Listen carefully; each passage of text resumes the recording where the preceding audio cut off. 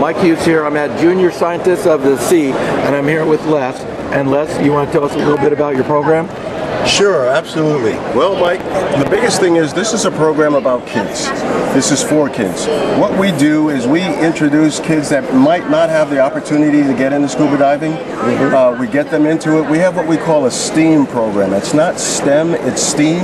Okay. We add the A because, as you see, we do a lot of videography and photography. We get the kids into editing and with things that more or less fall into the arts. If you look just a little bit further down, you'll see where our technology comes from. This is a robot, a ROV, that was designed by the Office of Naval Research, and we added a little bit to it. We added this forward-looking camera. And the shark teeth. Right, so that, you know, when the students are driving it, they don't have to look to see where this thing actually is, and they drive it from this. Okay. What we did find out, though, is these motors weren't strong enough to operate offshore, so we graduated up to this unit, which can operate at 300 feet.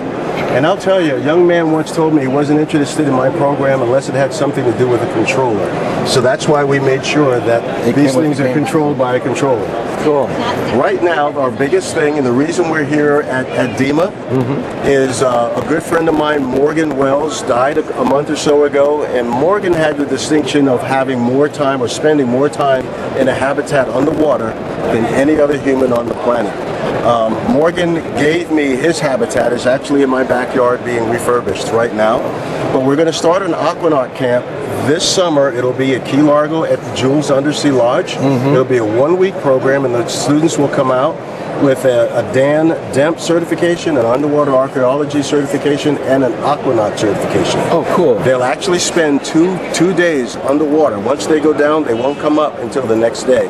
Great. And they'll learn watch standing with the compressor and life support system, and then we'll also teach them how to measure I want to anchors. do that program. Well, absolutely. You'll be able to do it. Let's get the kids going through it first, and they're the ones that are really going to be excited, and then we'll come back and start getting the adults going. Okay, and then if they want more information about the program? The best place to go is JSISINC,